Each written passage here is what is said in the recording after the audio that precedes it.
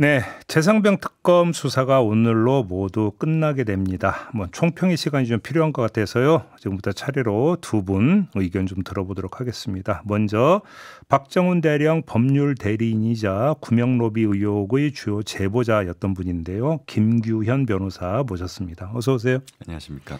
사실 수사의 줄기가 좀 몇 가지가 있거든요. 하나는 최상병을 죽음으로 내몰았던 그 원초 사건이 있고, 사망 사건, 경로가 있고, 그다음에 구명 로비가 있고, 이런 게 이제 줄기가 되는데, 일단 사망 사건 같은 경우는 임성근 전 사단장을 구속을 함으로써 어느 정도는 그 규명이 됐다 이렇게 봐도 되는 걸까요? 그렇습니다. 이게 크게 보면 이제 사망 사건, 외압 사건, 구명 로비 사건 그렇죠, 세 개의 그렇죠. 줄기인데 그 중에서 이제 1번, 2번 사망 사건하고 외압 사건은 나름 수사가 잘 됐다. 그렇게 보시고 저는 그렇게 판단합니다. 외압 사건과 관련해서는 이제 구속영장 기각되긴 했지만 기본적인 실체적 진실은 거의 다 밝혀낸 것 같아요. 그래요. 그런데 이제 아쉬운 건 구명 로비 부분입니다. 거기는 진실에 거의 다가가지를 못한 채로 이렇게 끝나게 돼서 그 부분이 그렇죠. 개인적으로 굉장히 아쉽습니다. 일단 이제 외압 사건은 대통령의 경로로 시작을 해가지고, 근데 이제 엊그제 나왔던 그 박정훈 대령에 대한 체포영장 청구를 직접 지시한 게 바로 윤석열 당시 대통령이다. 이 이야기가까지 나왔으면 모든 게 거의 규명이 됐다고 봐도 되는 겁니까? 그렇죠. 외압 사건에 있어서 지금까지는 윤석열이 경로를 했다. 이것만 나왔지 않습니까? 그런데 사실 화를 낸 걸 가지고는 범법행위라고 보기 힘드니까. 힘드니까. 법률적으로는 화를 낸 것 자체는 죄가 된다라고 보기 좀 애매한 부분이 있습니다. 그렇죠. 그래서 사실은 뭔가 구체적으로 윤석열이 지시를 했다라는 핵심 진술이나 증언이 필요한 상황이었고, 그게 중요했죠. 근데 거기에 있어서 아마도 그 이번에 기소유예 처분이 됐던 이시원 공직기강비서관하고 그 임기훈 국방비서관이 핵심적인 진술을 한 걸로 이렇게 그 기사를 저도 받고 그래서 이제 전해드리기도 했는데, 이시원 전 비서관이 윤석열 대통령의 지시가 있었다라고 진술을 한 걸로 보면 되는 거죠? 그렇습니다. 그때 이제 체포영장을 그러니까 박정훈 대령이 그때 언론에 나와가지고 얘기를 하니까 바로 그때 이제 윤석열 대통령이 이시원한테 전화를 해가지고 체포 안 하고 뭐하냐, 빨리 체포영장 청구해라 이렇게 지시를 했다는 진술을 확보한 걸로 보여지고요. 그리고 그 이후에 이제 수사 결과를 바꾸기 위해서 그러려면 국방부 조사본부나 군사경찰에 압박을 가야 되잖아요. 그렇죠. 너희들 수사 결과를 안 바꾸면은 군사경찰을 다 조직을 날려버리겠다. 축소한다. 그래서 막 절반 이하로 축소하라 뭐 이런 이제 거의 협박 같은 말을 하는 건데 그 부분은 아마 임기훈 국방비서관이 진술을 한 걸로 보여집니다. 아, 그렇게. 그러면 임기훈 그 이시원 두 사람에 대해서는 기소유예 처분을 내렸던 게 그럼 두 사람이 특검에 가서 그런 주요한 진술을 했기 때문에 이렇게 해석을 해야 되는 겁니까? 그렇게 볼 수밖에는 없죠. 그래서 사실 기소유예 처분에 대해서는 그 두 사람이 핵심적인 외압의 그 핵심 가담자이기 때문에 굉장히 저도 기소유예 처음 들었을 때는 이게 왜 이렇게 되지 하면서 굉장히 아쉬운 점이 많았습니다만은 뭐 사정을 들어보면 특검 입장에서는 뭐 어쩔 수 없는 선택이었을 수도 있겠다라는 생각은 듭니다. 그럼에도 불구하고 아쉽습니다. 그렇죠. 그래도 최소한 기소는 하고 구형을 깎아준다거나 하는 방법도 있었을 텐데. 그렇게 보면 공통된 현상이 지금 내란 사건에서는 여인영 전 방첩사령관이 법정 나와서 증언하면서 등을 돌리는 진술을 했고, 김건희 건에서는 유경옥 전 행정관이 또 등을 돌리는 발언을 했고, 그렇습니다. 그다음에 최상병 특검에서는 임기훈, 이시원 두 사람이 또 등을 돌리는 발언을 했고, 새 특검 공이 지금 각자 도생 이 현상이 공이 나타난 거라고 봐야 되는 거예요? 그렇게 봐야 되겠죠. 지금 이제 내란 같은 경우에는 처음에 홍장원 전 차장이 등을 돌렸지 않습니까? 그런 식으로 가는 거고 아마 최상병 특검도 이 사건도 이제 재판이 시작될 텐데 그러면 이제 윤석열 피고인 앞에 이시원, 임기훈 이제 그 사람들이 증인으로 나와가지고 어떤 진술을 할지, 그렇죠. 그게 이제 관전 포인트다라고 볼 수 있을 것 같습니다. 그런데 이제 이 세 개 특검 모두 공이 아직까지도 등을 안 돌린 사람이 있어요. 윤석열입니다. 누구한테 등을 돌려요? 김건희 씨한테? 김건희 여사죠.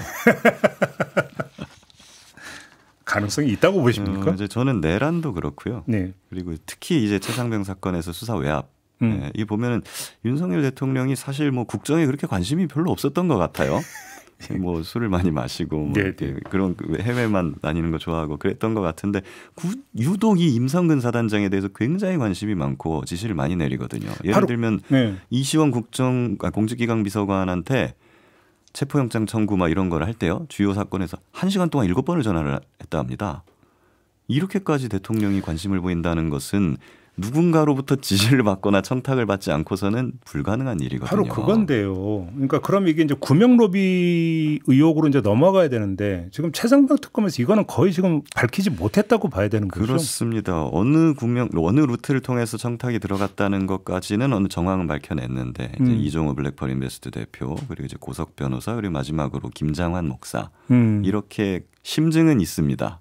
정황이나 심증은 있는데 최종적으로는 이 사람들이 입을 열지 않고 그렇다면 청탁을 한 사람이 열든지 아니면 청탁을 받은 사람이 입을 열어야 되는데 예. 이 사람들이 입을 그냥 꾹 닫아버리니 네. 예, 상대적으로 진상규명이 합법적인 선에서는 뭐 어떻게 할 수 있는 게 없었겠구나. 참 어려운 수사였다. 그런 생각이 듭니다. 김장환 목사 같은 경우는 계속 그 출석 조사를 계속 거부를 했잖아요. 예, 그래서 이제 궁여지책으로 공판전 증인신문까지 청구를 했는데 예. 법원에도 불출석 해버리고 예. 법원에서 이제 구인장을 발부하거나 뭐 이런 식으로 적극적 조치를 했어야 되는데 법원에서 그러지 않았어요. 그리고 심지어는 증인 신문기일을 계속 연기하다가 특검의 막 수사기간이 종료된 이후로 막 기일을 잡아버리고 예, 이거는 사실상 법원에서 도와주지 않았다 이렇게 볼 수밖에 없습니다. 근데 그럴 수 있었던 것은 신분이 참고인이었기 때문이잖아요. 그렇습니다. 근데 만약에 피의자였다면 얘기는 좀 달라질 수 있잖아요. 아, 그럴 수 있죠. 그런데 그러면 지금 변호사님이 보시기에 만약에 구명 로비에 있어서 로비의 통로 중에 하나가 만약에 김장원 목사였다고 한번 가설을 세우면 그걸 가지고 피의자로 전환을 해가지고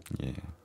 출석을 강제할 수는 없었던 걸까요? 그것도 가능은 했을 것 같습니다. 근데 왜 안 그 했을까요? 부분에 대해서의 어떤 적극적인 판단이 없었다는 점이 굉장히 아쉽고 네. 근데 아마 특검이 그렇게 판단한 것은 지금까지 정황만 있는 겁니다. 그러니까 통화한 내역은 있어요. 많은데 그래서 그 통화를 통해 가지고 청탁을 했을 것이다라는 추론을 충분히 해볼 수가 있는데 어떤 내용으로 통화를 했는지는 구체적인 객관적 물증은 없는 상황인 거거든요. 저희도 저는 이제 통화 기록은 나왔는데, 예. 그렇죠. 통화 내용은 파악이 안 됐습니다. 그런 상황이다 보니까 이거를 쉽사리 피의자로 입건을 하는데 부담을 느꼈던 것 아닌가 예. 추정을 해봅니다. 그러니까 보면은 지금 그 윤석열 전 대통령이 격노한 게 7월 31일이잖아요. 그리고 나서 휴가를 가는데 5일 뒤인가 그 저도에 임성근 전 사단장이 등장을 한다면서요. 예.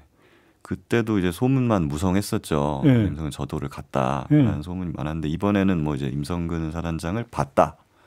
뭐 아니면 그 관련된 사람들이 임성근 사단장이 온다는 말을 들었다. 이런 구체적 진술을 지금 확보했다고 하거든요. 여기서 만약 임성근 사단장이 대통령을 만났다라는 것이 이제 객관적 물증으로 확인되면 청탁이 있었다는 부분이 굉장히 탄력을 받을 수 있는 부분이거든요. 그런데 이제 구체적으로 대통령을 진짜로 만났는지 아니면 저도까지만 갔다가 못 만나고 돌아섰는지 이 부분에 대해서는 추가적 확인이 필요한 것 같습니다. 근데 우리가 상식으로 볼 때는 지금 그 해상까지 전부 다 이제 경호해갖고 경비를 하는데 대통령이 허락이 없는 상태에서 저도에 접근이 불가능하지 않습니까? 그렇습니다. 그런데 이제 예외적으로 그 저도 일대의 그 해군 기지가 있는데 그 해군 기지를 해병대가 경비를 합니다. 그렇다면서요? 예, 그랬기 때문에 그 경비선은 해병대들을 지휘하는 임성근 사단장은 예외적으로 그쪽에 접근이 가능했던 걸로 그런 보입니다. 측면에서 그렇게. 근데 저는 경로한 게 31일이고 저도에 임성근 전 사장이 등장한 게 8월 5일이다. 그 며칠 안 되는 사이에 그렇게까지 밀착이 될 수 있을까? 이게 좀 의문스러웠었거든요. 그래서 사실은 이제 임성근 사단장 같은 경우에는 원래 알던 사람은 아니죠. 근데 그로부터 1년 전에 태풍 흰남노가 왔을 때 그때 아마 이제 그 재해복구나 아마 이런 작전을 효과적으로 잘 했다. 포항 요쪽. 라고 해서 그때 윤석열 대통령이 포항을 방문하기도 하고요. 그때 아마 인연이 좀 됐던 걸로 보이고 임성근 사단장이 워낙 군내 평판 자체가 로비를 굉장히 잘하는 사람이다. 그래요? 로비의 신 뭐 이렇게 불리기도 합니다. 근데 지금 특검 내부에서 파견 검사들이 이종호 씨 기소에 대해서 반대한다는 이야기가 있다고 맞습니다. 어떻게 파악하고 계세요? 그 부분은 좀 명확하지는 않은데요. 전반적으로 근데 파견 검사들이 기소에 굉장히 인색하다라는 소식은 계속 들려오고 있습니다. 이종호뿐 아니라 군 검사들, 그러니까 박정은 대령을 수사했던 그 군 검사들의 공소권 남용을 기소하는데도 굉장히 부정적이었다라는 얘기가 들리고요. 왜요?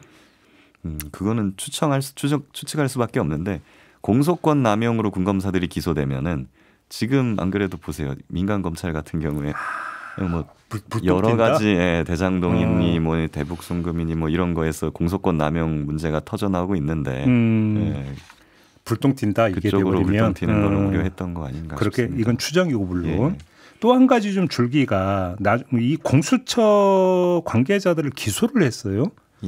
지금 변호사님은 공익신고자로 공수처 수사도 받았었지 않습니까? 예, 저는 이 부분에 대해서 저는 공수처에 할 말이 굉장히 많은 사람입니다. 사실 제가 공수처에 제보를 한 게 2024년 7월이거든요.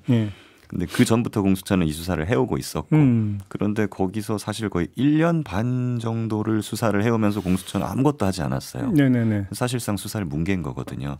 그 부분에 대해서 저는 어떤 형태로든 공수처가 책임을 져야 된다고 주장을 해왔었던 것이고 그 부분에 대해서 특검도 적극적으로 수사를 한 것 같습니다. 그래서 부장검사 2명이 김선규, 송창진 2명이 이제 적극적으로 수사를 방해해 왔고요. 뭐 예를 들면 영장을 청구하면은 나 사표 내버리겠다라거나 아니면 총선을 앞두고는 관련자들 소환하지 말아라. 이런 식으로 적극적 수사 방해가 있었고 이 부분에 대해서 이들을 말리거나 아니면 이 사람들을 제압하고 제대로 된 수사를 이끌어야 할 책무가 있는 공수처장이 오히려 이들에 동조해가지고 그런 수사방에 올라타버린 거죠. 그런 부분에 대해서 이제 직무유기나 뭐 이런 부분까지 판단을 한 것 같습니다. 알겠습니다. 지금 이제 그 이후 부분을 좀 짚어야 될 것 같은데 하나는 지금 이제 규명이 안 된 게 구명 로비 의혹이잖아요. 그러면 이 특검의 활동은 종료가 되더라도 다시 검찰로 넘겨서 계속 후속 수사를 한다든지 이럴 여지가 있을 거라고 보십니까? 어떻습니까? 특검법상 수사가 마쳐지지 않은 부분에 대해서는 이제 국가수사본부로 이관을 해갖고 계속 경찰 국가수사본부로.